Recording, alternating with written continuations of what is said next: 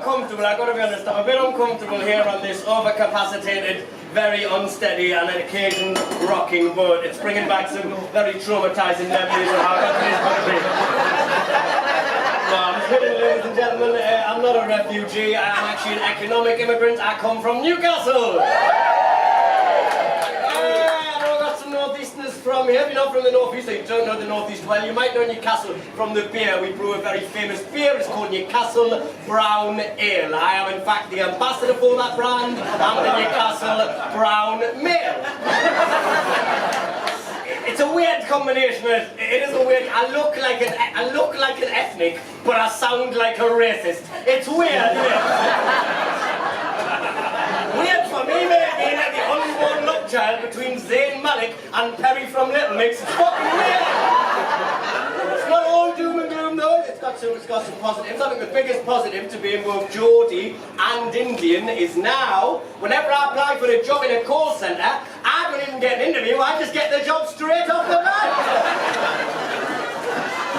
I think the only thing that annoys me about the way I sound is when people not from the northeast try and do the northeast accent. That very much frustrates me. Because whenever anyone I told you it was rocking, mate, you didn't listen. You fucking try this on a banana boat, mate.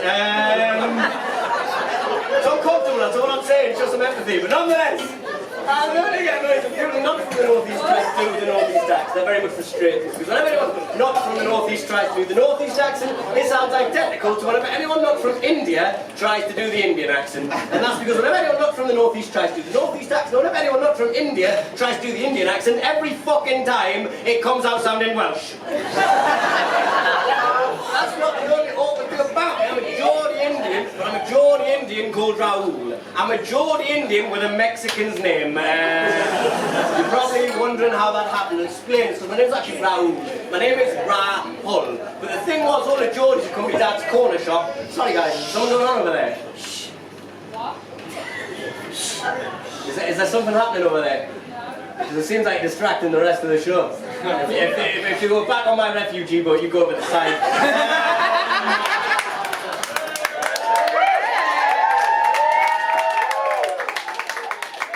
Thank you for applauding my arguably racist jokes. But yeah, it's not the only thing. It's weird about. I'm a Geordie Indian, right? I'm a Geordie Indian name Rahul. You're probably wondering how I ended up with a Mexican's name. It's because my name's actually Rahul. My name is Rahul. The thing was, all the Geordies who come in my dad's corner shop. Sorry, I should point out, my dad owns a corner shop. Because sometimes the jokes write themselves, ladies and gentlemen. But all the Geordies who come in my dad's corner shop couldn't quite pronounce our ethnic sounding names. They just give us names that were more applicable to them. I was Rahul, I became Rahul. My sister, she was called Kiran, they just called her Karan. My mum's name was Devinda, just called her Dave. That was how it worked. In Tyneside, but I don't currently live in Newcastle anymore. I actually moved further north. I currently live in Edinburgh. By chance, London, do we have any Scots in the room tonight? Oh, one Scot. Excellent work. Hello, Kel. What's your name? Natasha. Natasha. And whereabouts in Scotland are you from, Natasha? Edinburgh. Edinburgh. Oh, fantastic. See, I live there. You guys are lovely. And that's because you go to Edinburgh, they like the English. You go to Edinburgh, people like Natasha will come up to you and they go, oh, you're from England? Oh, that's wonderful. Whereabouts? Oh, Newcastle, that's amazing. I've got family in Berwick. But you head 45 minutes north, 45 minutes west to Glasgow. It is a lot less friendly. It is a lot less, oh, you're from England, that's so nice. More, oh, you're from England! I hope you fucking die! That's actually why I love Glasgow, ladies and gentlemen. Because Glasgow is now the only place I have visited in the world where I've been racially abused, but the colour of my skin was not mentioned once. It's a new one for me. Being told to fuck off back to England.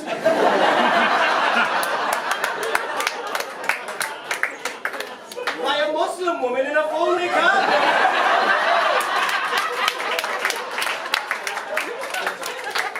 Changing times, ladies and gentlemen. Changing very fast, isn't it? We're going to have a new Prime Minister. What, in like 10 days, the end of the week or something? Are we excited about that, ladies and gentlemen? Yay! Fucking Boris's biggest fan over there. Yeah. I don't know. I like Freddie, I'm not the most politically screwed on in the world, but I don't think it's going to change anything. Like, Brexit's been the same thing for the past 3 years, hasn't it? It's just resignation after resignation after resignation. Extension after extension after extension. We become like a time-based Oliver Twist. Please, Mr. Barnier, may we have some more? And it just goes on and on and on, and now I think the only thing that can solve Brexit is a Netflix documentary. That is the only thing. But you know, the more times change, the more they stay the same. It's always the same news, isn't it? It's Trump's tweeted something daft, Brexit, somebody's resigned, R. Kelly got arrested for like the 17th time. I wasn't going to do this, it's quite dark, but you want to do it, ladies and gentlemen? Yeah! Alright, if this doesn't go well, it's your fucking fault. Which is why referendums don't work. But nonetheless! He's been arrested again for the 3rd time, and everyone's fucking surprised. Everyone's like, oh, Kelly, I can't believe fucking hell. We're gonna crash soon. That's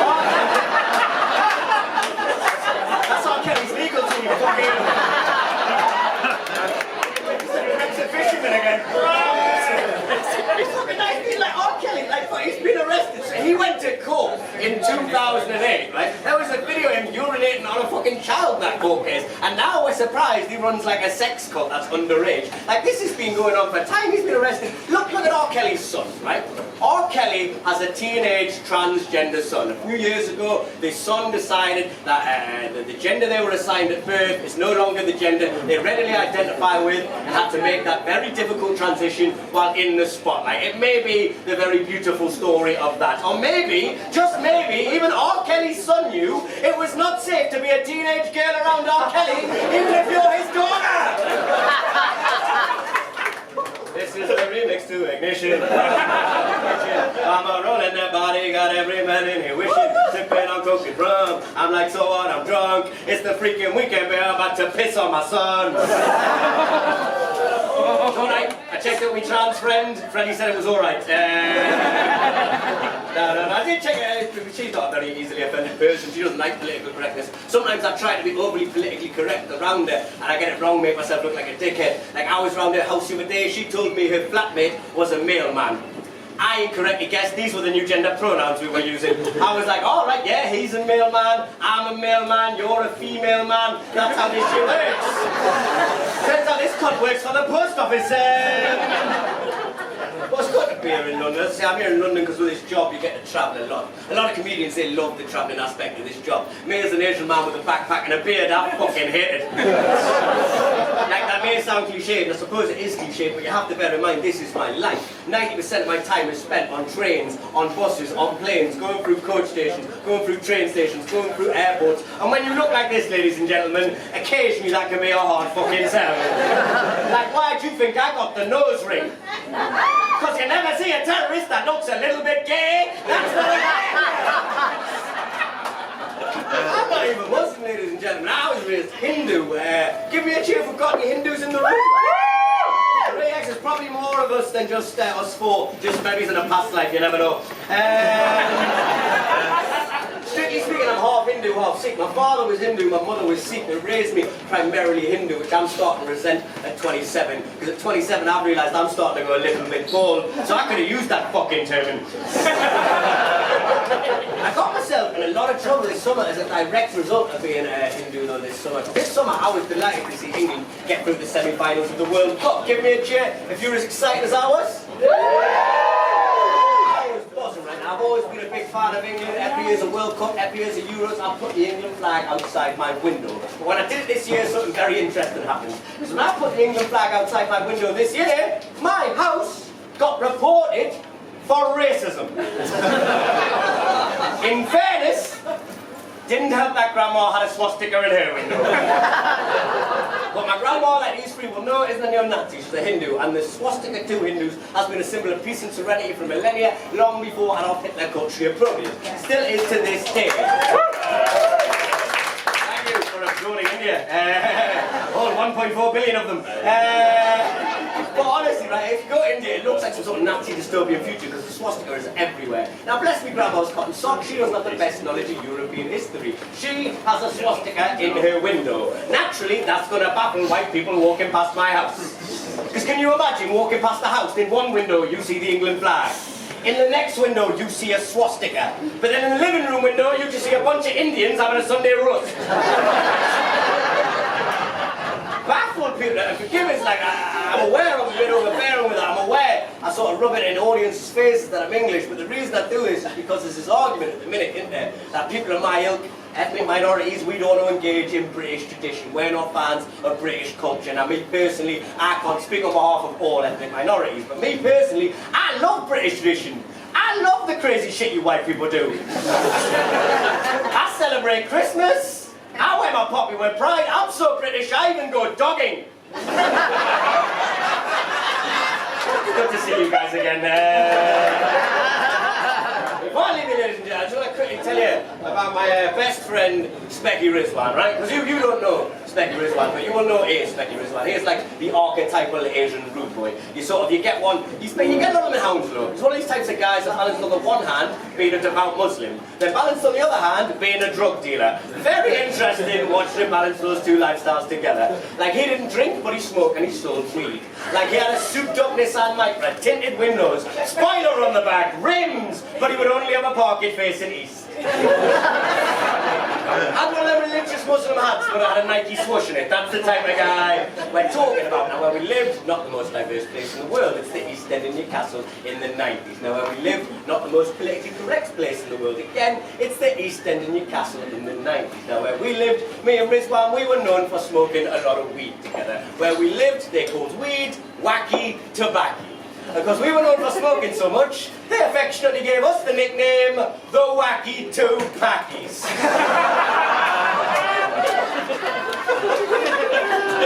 I'm a level with you, that joke is not acceptable. It's not acceptable because I'm Indian and we fucking hate Pakistan. That's alright, innit? Because we all know political correctness only applies to you honky cunts. It's only jokes. Right? He's a bullshitter, right? And the beauty of his bullshit is to get him out of as much trouble as we get him into. Now, my favourite story about it, basically, Specky Rizwan is, imagine Jay from The In-Betweeners become an Asian drug dealer, and you have Specky Rizwan, but the beauty of his bullshit is to get him out of as much trouble as it gets him into. My favourite story about him, genuinely true. 15th birthday, he gets £100 in cash of various uncles and aunties. Now, 15, Rizwan has a fake ID, so he takes his fake ID, his £100 in cash, to a bookmaker's. He puts it on a roulette wheel. He gets it up to £500. He takes that £500 to the strip club, spends every single penny. Comes outside, realises he's got no money to get a taxi home, he's facing a 12-mile walk, and this is 2007, Uber doesn't exist. So my dogging friend, what's your name? Luke, pleasure to meet you, Luke. Very simple question, mate. You're 15, 2007, no Uber, you've just stepped out of a strip club, you spent £500 of your birthday money, you're facing a 12-mile walk. What would you do? Get a cab, you got no money. You'd run, fair enough. Good to see you paying attention. What would you do, sir? Sorry, thumb and left. Fair enough, fuck it, I didn't know where thumb L was going there. Hitchhike, that's the correct term. Fair enough, that's a clever idea. What would you do? Fuck nose, fair enough. Again, I didn't know where the fuck was going there. You've got to be... What would you do, sir? No idea. Yourself? You ring your mother. You have a far more liberal mother than Specky Rizwan. I personally would have loved to have seen the image of a woman in a hijab walking into a strip club. Multicultural Britain is all about. Have we got any suggestions that aren't walk, run, or ring a cab? It can't be worse than the worst suggestion I've ever had. I asked this to an audience 2 weeks ago, ladies and gentlemen, and in Liverpool, one guy said Robert Trump. So you never get worse than that. We've got anything whatsoever. Ask a stripper to take you home. That's a very female answer. I don't think this one is that good looking now. You would have got away with that. But he could have tried. He's got acne. Yeah, it doesn't matter. Fair enough. That's not what result. He didn't ask his stripper to take him home. He didn't walk. He didn't run. He didn't thumb a lift. He did not ring his mum. What Rizwan did? No. There you go.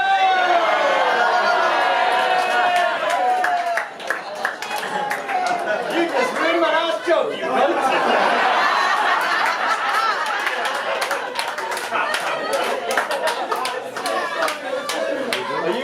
Are you his other half? Is he always this premature?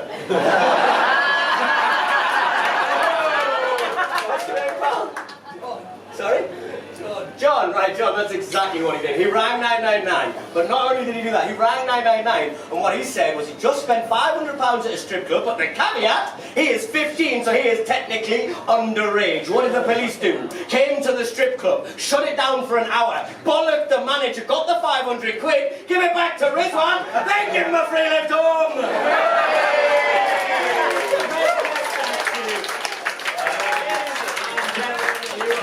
Wonderful headliner ahead of you. You've been absolutely lovely. Except you, John, you're a prick.